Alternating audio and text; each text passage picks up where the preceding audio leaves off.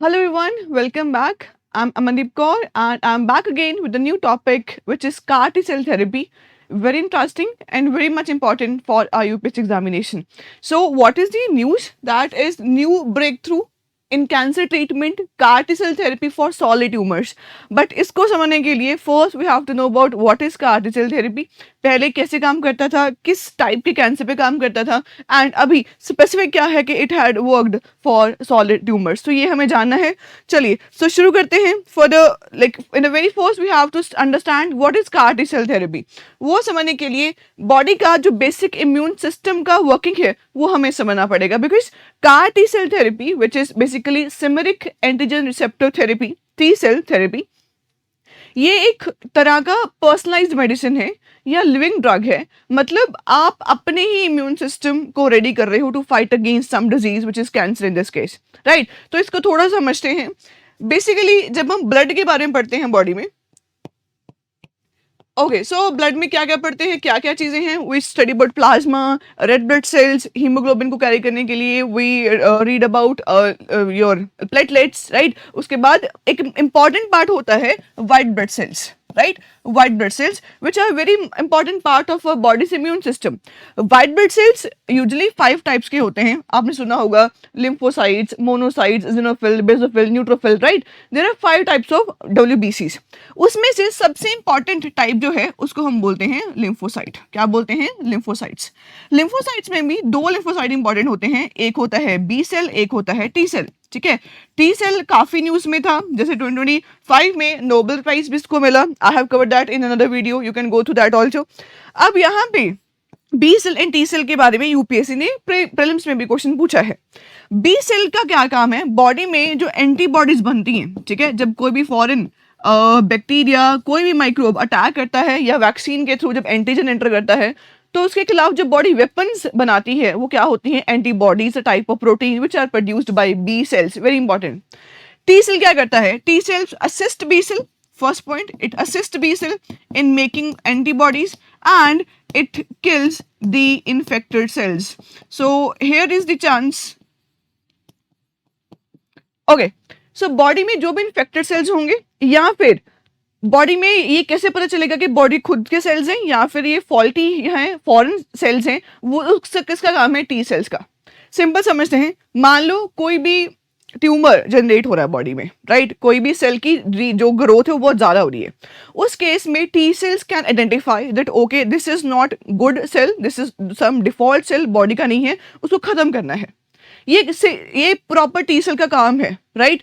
अच्छा जी, अब फिर ऐसा क्यों होता है कि सेल के जो कैंसर सेल्स है वो बढ़ते ही जाते हैं, कंट्रोल क्यों नहीं होता?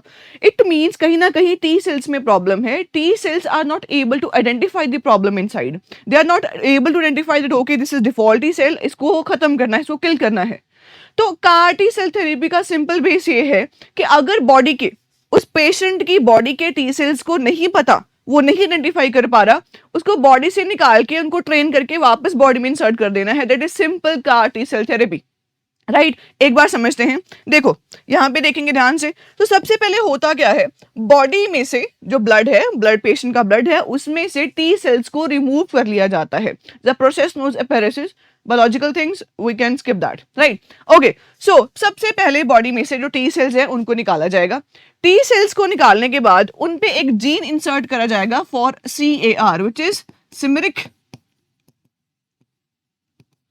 Antigen receptor. That receptor will be able to make bond with proteins which are present on the cancer cells. या simply समझो, these basically CAR can help T cell in identifying that okay this is the cancer cell and उसको खत्म कर सकता है। मतलब T cell के पास खुद कैपेबिलिटी है, वो खत्म कर सकता है, बट हम तो उसको ये बता रहे हैं कि भाई तेरे को पता चल जाए कि ये काम का है, काम का नहीं है, जो भी डिफॉल्टी होगा उसको खत्म करना है आपको। तो वो कौन बताएगा? CAR, सिमेरिक antigen receptor. ठीक है जी, चलो, तो CAR इंसर्ट कर दिया गया जीन, तो बॉडी में दोबारा से लाइक उनको मिलियन कॉपीज बना के उसके बाद बॉडी में इंसर्ट कर दिया गया। Now that particular CAR T cell is inserted inside the body. Now the T cells are able to identify that okay these are the cancer cells and इसको हमने खत्म करना है। ठीक है, नेक्स्ट का 19 सुना होगा, इंडिया में जो इसका मॉडल था, अब थोड़ा सा आइडिया हुआ होगा what is CAR T cell therapy. So अगर इसको कंक्लूड करें तो सिंपली हमने क्या समझा, बॉडी के पेशेंट की खुद की बॉडी के टी सेल्स निकाले जाएंगे, उनके ऊपर एक जीन इंसर्ट कर दिया जाएगा CAR, सेमेरिक एंजिन रिसेप्टर। बॉडी में जब दोबारा इंसर्ट करा जाएगा तो नाउ जो टी सेल्स होंगे they were able to identify that these are the cancer cells, उनको खत्म कर देंगे। That is CAR T cell therapy, as simple is that, right. चलो ओके, नाउ अब ये जो कार टी सेल थेरेपी है that usually works for blood cancers, because अब यहाँ पे टी सेल्स की बात कर रहे हो एंड यहाँ पे जैसे ल्यूकीमिया है, लिम्फोमा है, तो ऐसे जो liquid you can say tumours, उन पे काम करा था कार टी सेल थेरेपी ने। ओके, यहाँ पे देख सकते हो, but it had usually failed in case of solid tumours, ठीक है, जैसे किडनी, ठीक है, पेनक्रियाटिक, ओवेरिन। तो पॉइंट क्या है कि यूजुअली ब्लड ट्यूमर्स के लिए काम कर रही है, but it's not working for solid tumours. फिलहाल के लिए ये हमारे पास इसका अपडेट है। अब ऐसा क्यों है? Because every tumour is different, every tumour is heterogeneous. Okay, क्या प्रॉब्लम है, मतलब डिफरेंस कैसे है? देखिए, अब हमने क्या समझा, कार टी सेल थेरेपी का मतलब क्या है कि CAR is able to make a bond with protein which is present on the surface of the cancer cells. तो अगर वहां पे प्रोटीन आइडेंटिफाई हो जाएगा तो कार टी जो सेल है that can easily identify the cell. अब आप सोचो, कभी सोचा होगा कि ऐसा क्या होता है, कैंसर एक बार खत्म हो गया दोबारा आता जाता रहता है। हम मानते हैं ना कि जड़ से खत्म नहीं होता। उसका कारण क्या है कि कुछ सेल्स बच जाते हैं खत्म करने से। वो कैसे? मान लो सी these are various cancer cells, right?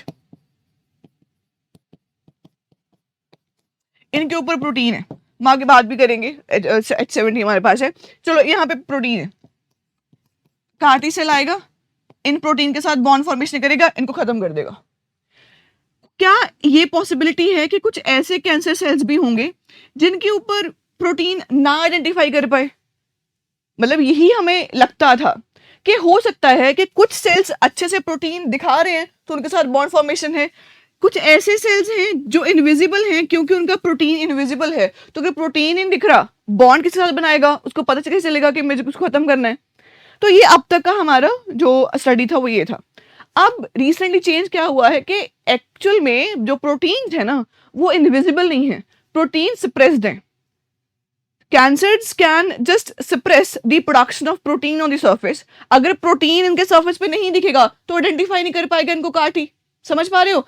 तो इट मीन्स अब हमें थोड़ा सा समझ आया कि एक्चुअल में कैंसर सेल्स इनविजिबल नहीं होते, कुछ उनका जो प्रोटीन जो वो शो करना है उनको सरफेस पे, जो जिसकी वजह से वो आइडेंटिफाई होते हैं, वही वो कम प्रोड्यूस करते हैं इंटेंशली।